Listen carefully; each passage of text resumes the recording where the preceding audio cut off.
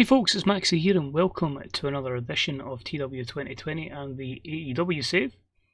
This week's double header is the last two television shows of 2020 as we head for our last pay-per-view of the year, which of course is All Elite Wrestling, End of the Line. So we're in a bit of a tricky predicament.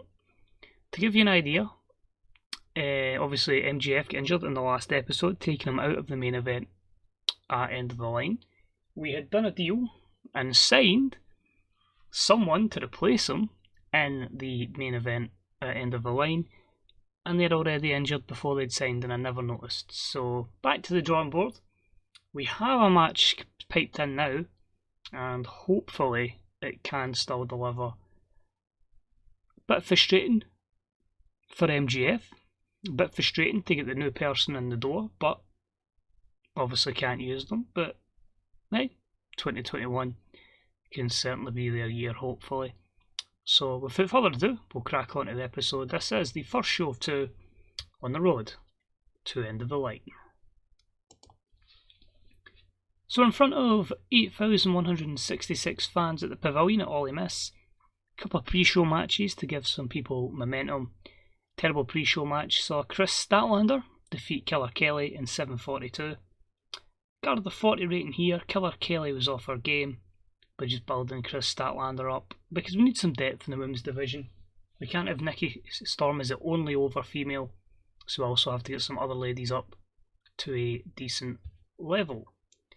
The other pre-show matchup had subpar wrestling and little heat, and we had Ricky Starks defeat QT Marshall in 6:54 with the Buster Keaton. So a 46.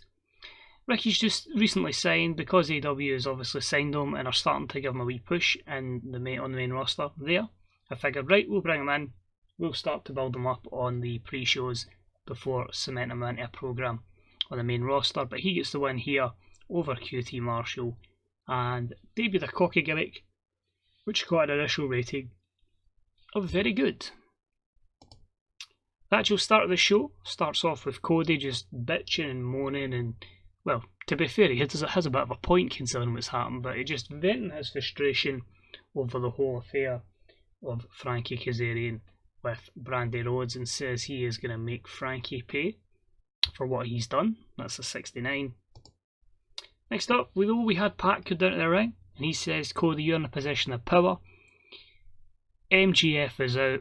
I want a goddamn another opportunity. So they do all back and forth on the microphone, which gives an 82.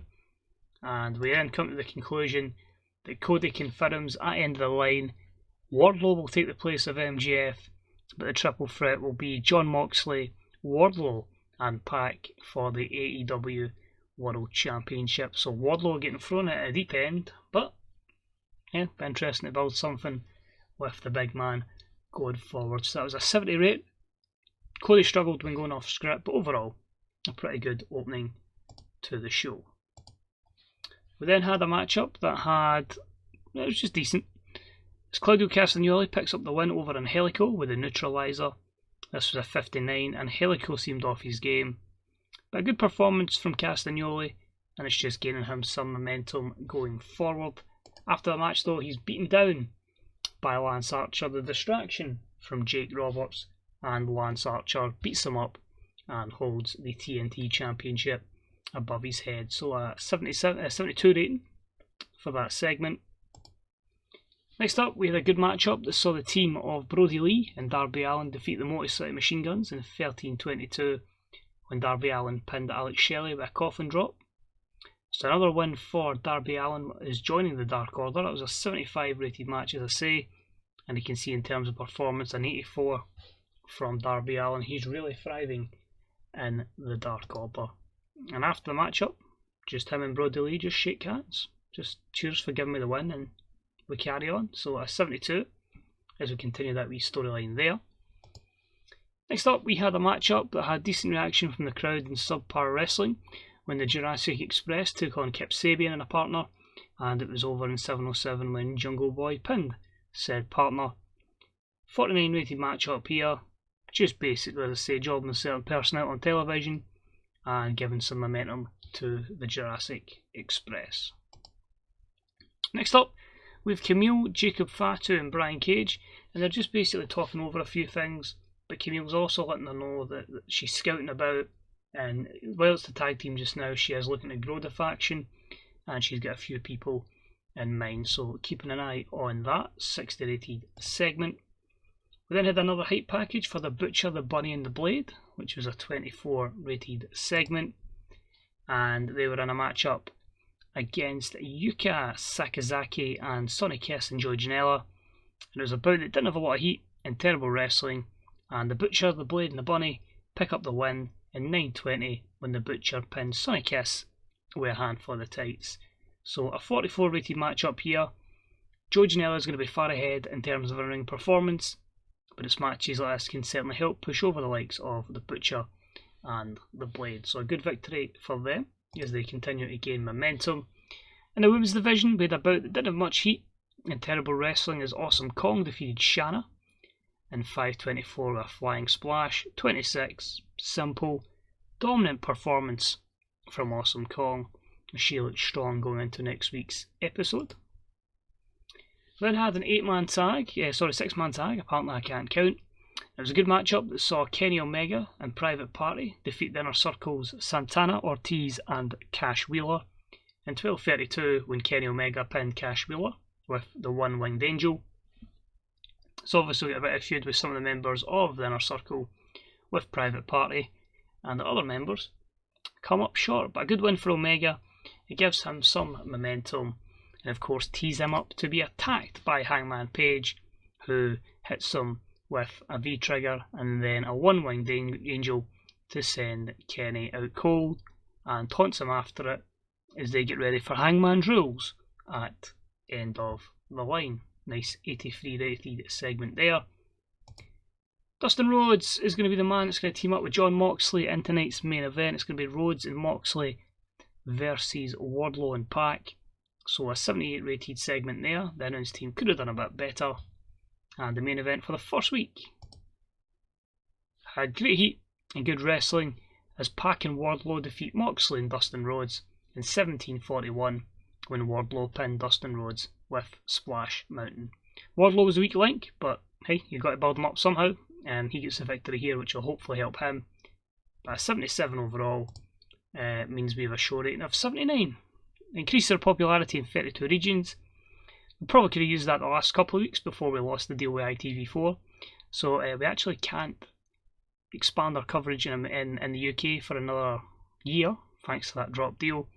But as it is, it's cool, I don't mind. It allows me to actually focus on the stories rather than, we have to make sure we get to a certain level. We've got a good financial backing now.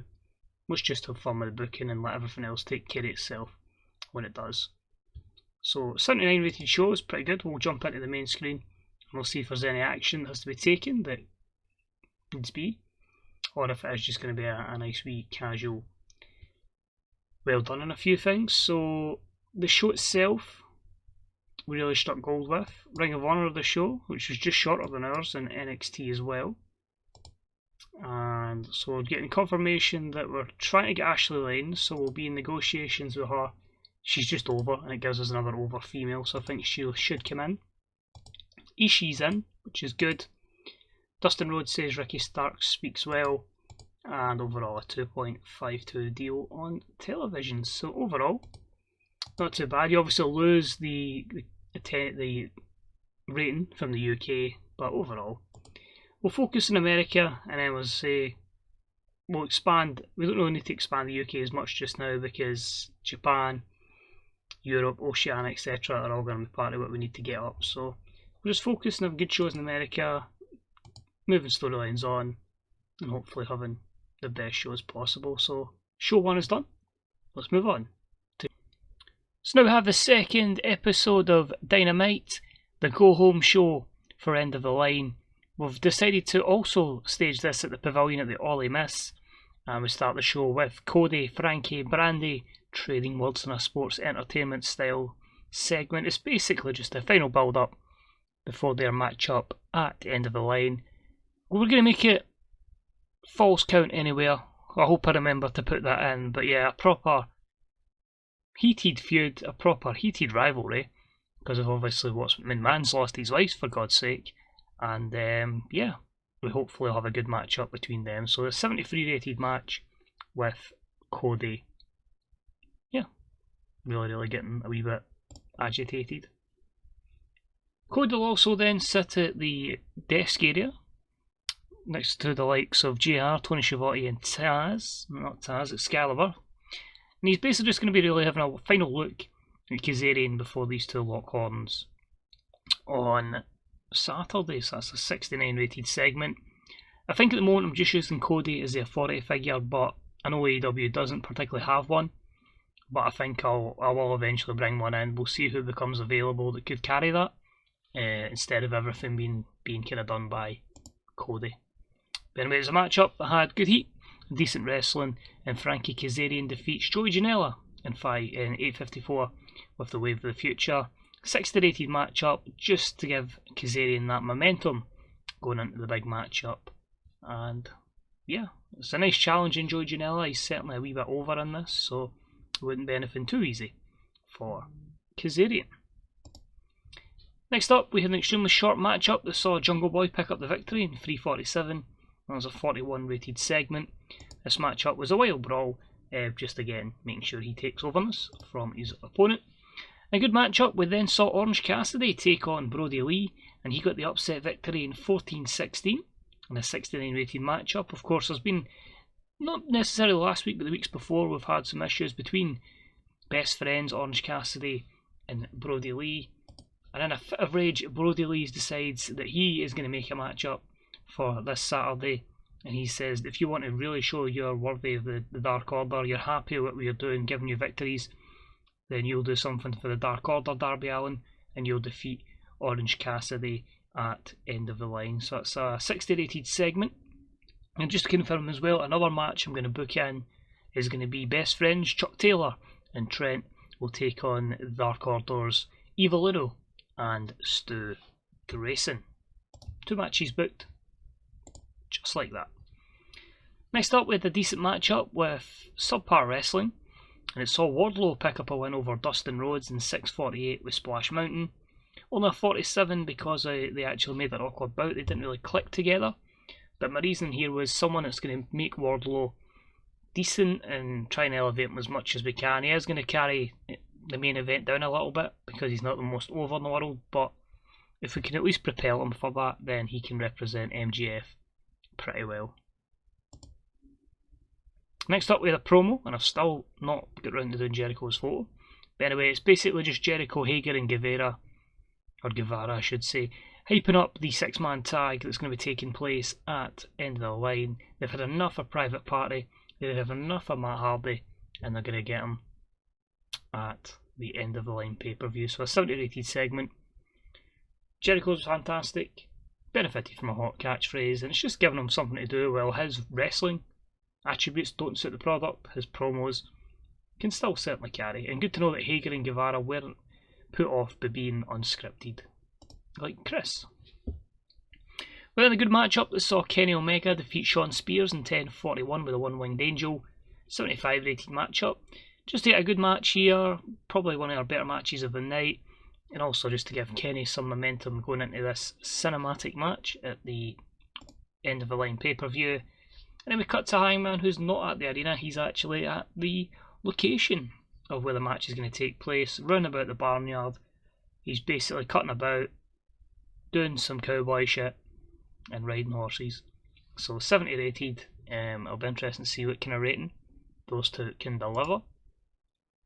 Next up, we had some 6-woman tag action, and it was about that had a decent reaction from the crowd. It's Subpar Wrestling, and the team of Awesome Kong, Priscilla Kelly and the Bunny defeated Tennille Dashwood, Yuka Sakazaki and Nikki Storm in 9:44 when Awesome Kong pinned Yuka with the Implant Buster. So this was a variety of things I wanted to do here.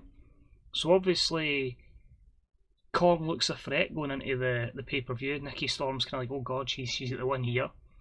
You showcase that the Bunny's a threat. You showcase Priscilla's a threat. And even a wee bit of exposure probably helps Yuka Sakazaki as well. But I know the two were still under the whole, not thrilled by the crowd, but it is what it is. is, say, we'll push the bunny before we do turn around to Ali at one point, but decent matchup, and it sets up Kong versus Nikki when Kong just beats her down and stands above her with the AEW Women's Championship title. Honestly, such an easy person to book Awesome Kong. Just have her, demolish everybody. Next up, we got a promo from Proud and Powerful, and they're just really saying about what's going to happen this Saturday in the Fatal 4-Way match for the Tag Team Championships. They're berating the Young Bucks. They've said they've had nothing but problems with them, but they're going to show they're the best tag team in AEW. The Titans ain't nothing on Proud and Powerful, and the Lucha Brothers are not either. Although, because of the situation of one face team and some heel teams, 3 of them, we have the good thing of AEW is, of course, it's loosely using heels and faces, which meant the Lucha Brothers teamed up with the Young Bucks for this matchup. It was a superb matchup, and Proud and Powerful and the Titans defeated the Young Bucks and the Lucha Brothers in 15:01 when Brian Cage pinned Nick Jackson illegally using the ropes for leverage. It's a 77 rated matchup there. We're just continuing to build up, as I say, Cage and Fatu, and I just feel the heels getting the victory here over the face, and other heels, they had the lesser performance, so it benefits them, and it really gives us an idea of, you know, who really is the best tag team in AEW. Saturday night might just prove that. Next up, we've got a promo with Moxley, and he's just talking about Pac, and he's just saying, we've been over this road before, I've beat him again, we do have this added factor of Wardlow, but if it was any other person, I'd be a bit more worried in this match because I've faced Pac before. I know what Pac can do even. I believe that this Saturday is going to be the same outcome. It'll be Jon Moxley, AEW champion. And end the show, not only Pac, but Wardlow gets involved and they beat him down 2-on-1. Who will end up as AEW World Champion? It's been very last minute put together. It should have been Moxley versus MJF to end the year. And now we have Moxley versus Pac versus Wardlow. So Moxley comes in looking excellent, Wardlow dreadful, and overall a 75. So we would have lost Pop if we were still showcasing in the UK. So I'm quite happy that that's kept us going in the States and around the world. So overall, a pretty good show. So while we look back and see if anything pops up, I'll get ready to prepare the card. Because it is killing the business, the light mod from the start way back in June, it is quite quick.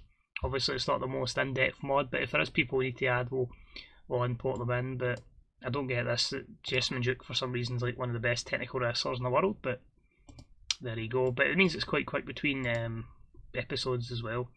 So Joey Janela likes, Matt Jackson likes Joey Janela's promos. Good to see. And a 2.54 there. I actually just want to check that. So if I just quickly jump to our top 100.